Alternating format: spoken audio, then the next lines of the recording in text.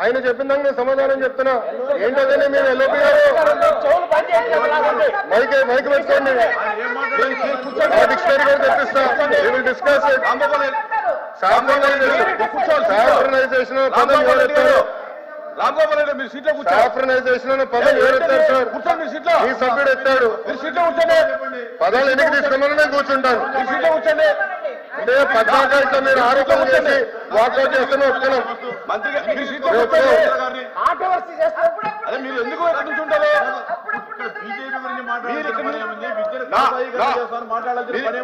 రాంగోపాల్ రెడ్డి గారు మీరు ఇక్కడ ఎందుకు నుంచి ఉంటారు? కూర్చోండి మీ సీట్లో. మీ సీట్లో కూర్చోండి. కూర్చోండి మీ సీట్లో.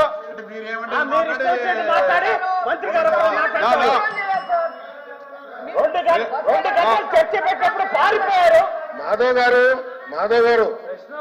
Your not here to talk. Chair time ఇవ్వలేదు మీకు. మీరు ఆ రోజు పారిపోయారు, బయటికి పారిపోయారు. ఆ తలుపు నుంచి పారిపోయారు, గుర్తుపెట్టుకోండి.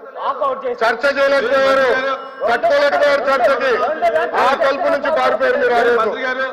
మీరు అడిగారు ఆ రోజు డిబేట్. లోకేష్ గారు ఒక్క నిమిషం అధ్యక్ష ఒక్క నిమిషం అధ్యక్ష ఎవరు చెప్పినా మంత్రి ఎవరు చెప్పినా మీరు చేరికి చెప్పండి. మీరు వాళ్ళు కూడా అదే చేయమనండి అధ్యక్ష. మీరు చేరికి చెప్పండి. మీరు చెప్పాలన్నా కూడా చేరికి చెప్పండి తప్ప దయచేసి కూర్చోండి. మీరు కూర్చోండి. వాళ్ళు కూర్చోండి, మేము కూర్చుంటే వాళ్ళు కూర్చోండి. ఇదే పట్టింపు కూర్చోండి. రామ్ గోపాల్ రెడ్డి గారు మీరు సభలో మీ ప్రవర్తన బాగా.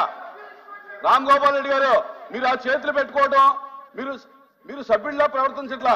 మీరు ఆ చేతులు పెట్టుకోవడం, మీరు ఏదో ఒక్క నిమిషం అధ్యక్ష.